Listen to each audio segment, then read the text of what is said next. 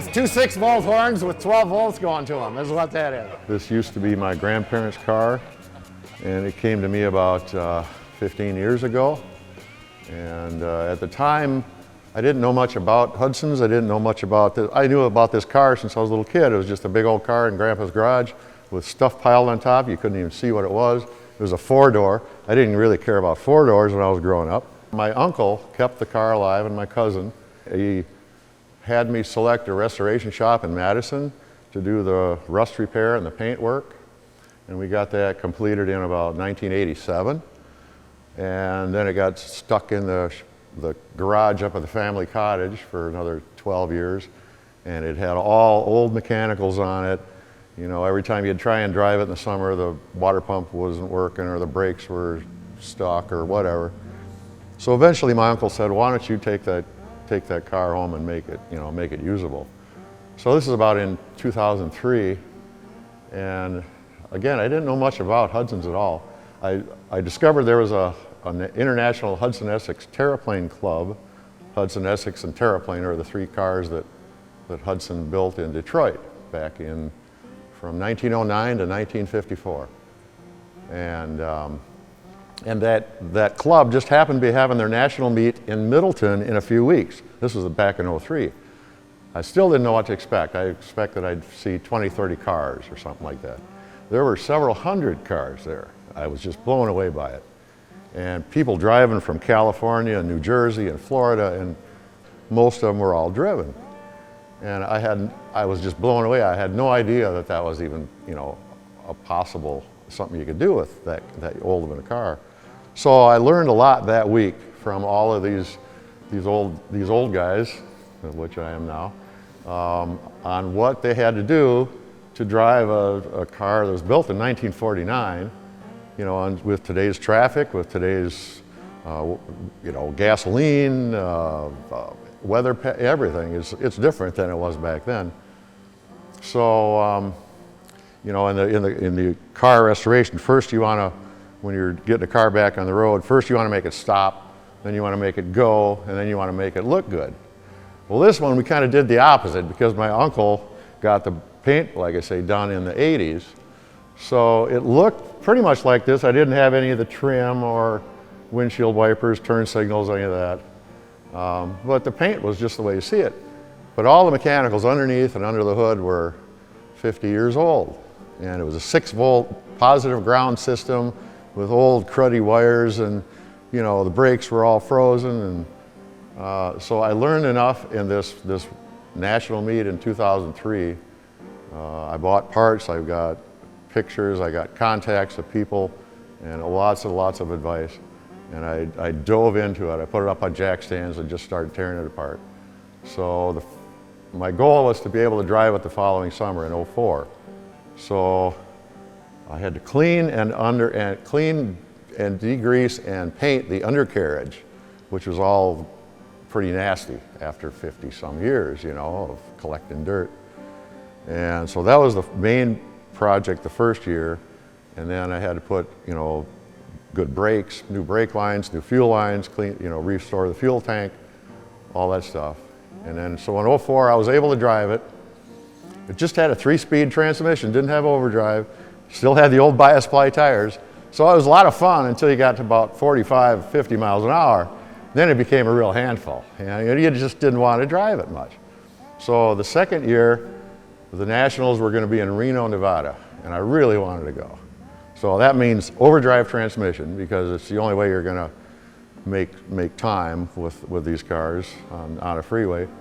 And I wanted to have radial tires, I wanted to have air conditioning, because I like air conditioning. I wanted to have cruise control, because I'm lazy. So that's what I all did the second year. So in '05, I made it to the Reno meet, on to California to visit family. And then during that trip, I developed a little knock in the engine. They call it the death rattle. When you're going up a mountain pass and really lugging it, and you hear this god-awful sound from the bottom of the engine, and it just makes your heart stop, pretty much. But it turned out to be something that wasn't all that big of an issue. but there was a crack developing in the top of the engine. So that third winter, I did pull the engine out and replace it with a different 49 Hudson engine that I found in a junkyard down in Watertown. And so then, every year I would just kind of add one more thing that I wanted to do to it. I wanted to put headers on it, have a better exhaust, so I did that one year. I wanted to have the multi-carb induction, so I did that one year. And now it's pretty much all restored. 2 years ago I was coming home from Colorado and my overdrive went out. So I've had the transmission rebuilt 2 years ago, and then I had the differential rebuilt last year and put in. And it's all 49 Hudson except for the differential. That's out of a newer car, 52 Hudson. So, but mechanically, it's basically a 70-year-old car. So the only thing you really have to do to upgrade it is the fuel systems and the electrical systems. It was, like I say, a 6-volt positive ground. So you change it to a 12-volt negative ground. You put an alternator on it, so it always charges. You can put accessories on it, buy bulbs and everything else for it. And then your fuel, the gasoline today burns a lot easier than it did back in the 40s and 50s. And it starts to vaporize at like 80 degrees sometimes. So vapor lock, which is what happens between the fuel pump and the carburetor, if that gets too hot, when you shut your car off to go in and get a sandwich and you come back out and your car won't start, it's because that section of the fuel system is so hot it won't allow the liquid to go through into your carburetor. It won't run. So the Hudson guys that I learned from said, well, you do it just like they do modern cars, and there's a return line. So after the fuel pump, there's another line that goes back under the car, back into the fuel tank. And that's just enough to cause a little bit of a vent so that your fuel system doesn't vapor lock. That vapor is always able to escape, and your fuel will always go right to your carburetor. So you eliminate, a big problem with these old cars with that. And I've been just driving it and enjoyed it ever since. I went to California in 2005. I went again in 2006. I went about 5 years ago in 2013. And then 3 years ago I went to Colorado. So those are the mainly long road trips I've been on. And like I say, except for the overdrive frying in Kansas 3 years ago, and it still got me home. It was just making a god-awful noise when it was in overdrive. So we found out that obviously I had sustained a very major transmission leak during that trip, and my transmission was dry. We pulled into a town in Nebraska, and we'd been driving for several hours with this noisy transmission, and we stopped the car and shut it off, and you could see the heat rising from the transmission. So you open the doors and you could just see these heat waves coming up. So I thought I'm gonna have to tow this thing home from Kansas. But we found a garage the next day. They filled it up with transmission fluid. We drove home with the 3-speed. The overdrive didn't work, so it was a little more of a white knuckle affair. But I still made 700 miles that day, and so now it's just a lot of fun. I take my grandson to car cruises, and I'm kind of starting on my next project now. But and if anybody wants to see any specifics, don't worry about touching the car. You can't hurt it. You don't worry about fingerprints. Just don't scratch it. Don't dent it. That's all I ask. You can climb in it. You can do whatever you want, and it's meant to be enjoyed. And if there's any particular specific questions. What's that extra light by the driver's side that's shining down by the rear mirror? That one? Yeah. My spotlight, that's for looking for the house numbers. Because back then, there were no street lights everywhere. If you were going someplace at night, you didn't know what the house number was. Shining deer. So that's why, or shining deer. Yeah, that works good for that too. But I've added a lot of the doodads, these visors, these little things, the bling that doesn't really do much but cut your mileage down maybe. 40 years ago when my cousin was trying to make this original engine run, he had to weld piston because he had a broken piston and he had to get it welded and remachined because you couldn't find them. Now, with a phone call or a text, I can get almost any part I need from either some of the parts dealers that get reproduction parts made, or from some of the Hudson collectors and Hudson guys that have, the parts that aren't being reproduced, but there are still some available. There are certain things that are getting really hard to come by. But for the most part, all the stuff that wears out, your brakes and bearings, and it's not that different than your modern car. In the 48 Hudsons came out, they were the first mass-produced unibody. Well, virtually everybody here is driving a unibody car today. And until the last 20 years, they all had like Bendix brakes. They all had a front stub frame, which is basically the engine. They call it a wheelbarrow. There's two big frame rails with the engine in between them, and they weld that on or bolt that on to the rest of the car. And so it's, in a sense, it's kind of modernized way back when. And so, a lot of the old cars, they were built from hay wagons. I mean, they were a body sitting up on top of a frame, and you sat up real high, and they really weren't made to be modernized. But it turns out that the Hudsons, because of their low center of gravity, they did really well in the races in the early days of NASCAR, by the way. They just dominated in the early 50s. And it turns out that a Hudson is probably the best old car you can make into a road trip car. So that's kind of what I wanted to do. I wanted to be able to go anywhere, anytime, in any weather, and be comfortable. So I've got all the creature comforts. It's got a big stereo. It's got air conditioning. It's got cruise. It's, you can fill a cooler full of sandwiches. Last time I went to California, I made it in 3 days. I left here on Friday morning. I pulled in Palo Alto on Sunday afternoon. 800 miles a day. I only stopped for the bathroom and for the gas pump. And I still got I still got a Motel 6 at night just to get a decent night's sleep. But you can go 700, 800 miles a day, and I don't think I could do that in my modern car. I would be exhausted after about 300, 400 miles. But you can stretch out. You're not in a little bucket seat that won't let you move. You can stretch your legs out. You can move around in here and stay comfortable.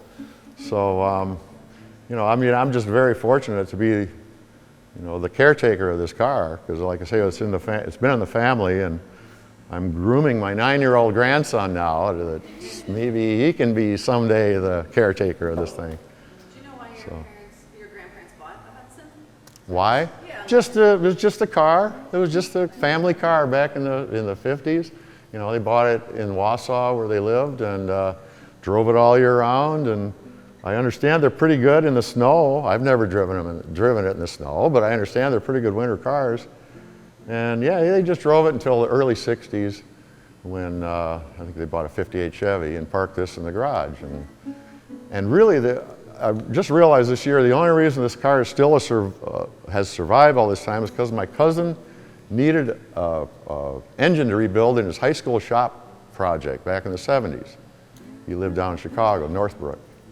So they drove it from Wausau down to Northbrook, and they rebuilt the engine in the shop class. And that's what kept this car alive all that time. Otherwise, if that hadn't happened, it would have just gotten sold when my grandparents' estate got liquidated in the 70s, and that would have been that, because like I say, at the time, I didn't really care at all for this. I mean, I was into muscle cars and two-doors and stuff like that, So, I'm just very fortunate that it all worked out. And so it's an awesome car. Anybody who ever wants to take a ride, I'm not afraid we can go to St. Louis if you want, let's go, They started out, they were an independent in Detroit, started in 1909, and they built cars right up until 1954. And they went out because they couldn't compete with the big three. Really why Packard and Studebaker and all the other independents went out at the mid to late 50s. They just couldn't compete with Fords and Chevys and Chryslers. But they were right across the street from Chrysler on Jefferson Avenue, I think it is, in Detroit. So it's all, you know, it's all American made and whatnot. And there's a clone of this car in Arequipa, Peru. A good friend of mine, I met him in '09. It was the 100-year anniversary of the Hudson. Yeah, you can come and look at it if you want. So I met this guy in '09, and he liked my colors. So he said, send me some paint chips. So I sent him a couple paint chips, and then he wanted, oh, you know, he wanted a radiator like that, and he wanted 2 carburetors, and he wanted a heater, and he wanted this. So I'm still, you know, this year I was still getting him parts. He came, we had the Hudson Nationals up in the Dells a couple weeks ago. And so I'm still gathering parts for him. And I've seen pictures of it. His car is all in pieces now, but it looks just like that. I mean, he did a nice job of matching the paint up. So someday maybe I can go to Peru and see its twin, you know. Restore another car? Or I'm working on it. I've got my old muscle car, my old '69 Barracuda. Okay. That I'm up to my eyeballs right now. I'm totally obsessed in that. It's got all spread out in pieces in the garage, you know. So. You get to drive out to the Barracuda Club. Yeah, right. Yeah, right. Not quite as close knit as the Hudson Club. Oh, yeah. You know, it's a very close knit group. Yeah. Do you care much about how much you're keeping it original versus Not at all. running? Not at all. In fact, in the Hudson world, Hudson guys don't really care if you have numbers matching and all that hoopty. They really don't care. If you put, they don't care what kind of engine in it. If it's a Hudson going down the road, great. If it's got a Hudson engine in it, even better. That's really all they care. It doesn't have, but it is a '49 engine. It's not original to this car, but you know, it's all period correct, except for all the doodads I've added. You know, the air conditioning and the 12 volts and the aluminum radiator, and you know, it didn't even have an oil filter originally. It's got electronic ignition now. You can adapt a Chrysler 6-cylinder electronic ignition to fit, because Autolite built the distributors for both companies. So with a couple little tweaks on a lathe, and now you can drop an Autolite distributor into here. Yeah, so they didn't come stock with the fuel pressure gauge. That's probably not. A couple of years ago, I added a PCV valve. I thought, why not? Because the old engine, it had a road draft tube, so it was I guess it would be a positive pressure engine. And it would leak a little bit. So basically, the PCV valve takes that vent and ports it back through the manifold, through the intake. And so it's got an adjustable PCV valve on it now. So it's for a Hudson, it's pretty modern, you know. Jason and Dan Bullis helped me make this bracket. And other than that, and then you can buy the air conditioning pump with the wide belt pulley. So then it was just a matter of positioning and figuring out how long your belt needs to be. And that's just worked phenomenally. How much of this car do you have in SolidWorks? A few parts, a few things, a few little bits and pieces here, like that bracket, you know, yeah. So, does the horn sound cool? Oh, try the horn once. Look at the horns down here. Watch your head though. Hit the horn once. The big ring. No. That's 2 6-volt horns with 12 volts going to them. Is what that is. You know?